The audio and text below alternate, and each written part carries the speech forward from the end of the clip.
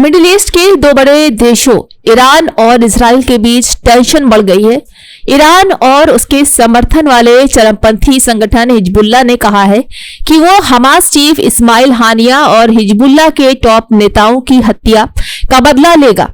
जहां इजराइल ने मंगलवार को लेबनान की राजधानी बेरूत से हिजबुल्लाह कमांडर फुआद शुकर को मार गिराया है। पिछले हफ्ते कब्जे वाले गोलान हाइट्स पर हिजबुल्लाह के जरिए दागे गए रॉकेट्स के जवाब में यह हमला किया गया। फिर खबर आई कि ईरान की राजधानी तेहरान में हमास चीफ इस्माइल हानिया की हत्या हो गई। इस हत्या में इजराइल के हाथ होने की बात कही गई। हालांकि आधिकारिक तौर पर सिर्फ इजराइल ने फुआद शुकर को ढेर करने की जिम्मा ही लिया है। इन घटनाओं की वजह से अब मिडिल ईस्ट के एक बार फिर से सुलगने का खतरा पैदा हो गया है। इसकी वजह से खाड़ी देशों में रहने वाले भारतीयों की भी टेंशन बढ़ गई है।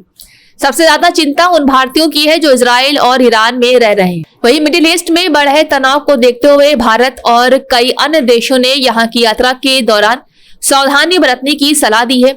क्षेत्र में बढ़ते तनाव के बाद इजराइल में भारतीय नागरिकों को सतर्क रहने और सुरक्षा प्रोटोकॉल पालन करने को भी कहा गया है। इजराइल में भारतीय नागरिकों के लिए यह हिदायत बेरूत में भारतीय दूतावास द्वारा नागरिकों को अगली सूचना तक लेबनान की यात्रा न करने की सलाह देने के एक दिन बाद आई है, जहां दूतावास ने उन्हें लेबनान छोड़ने की सलाह दी है।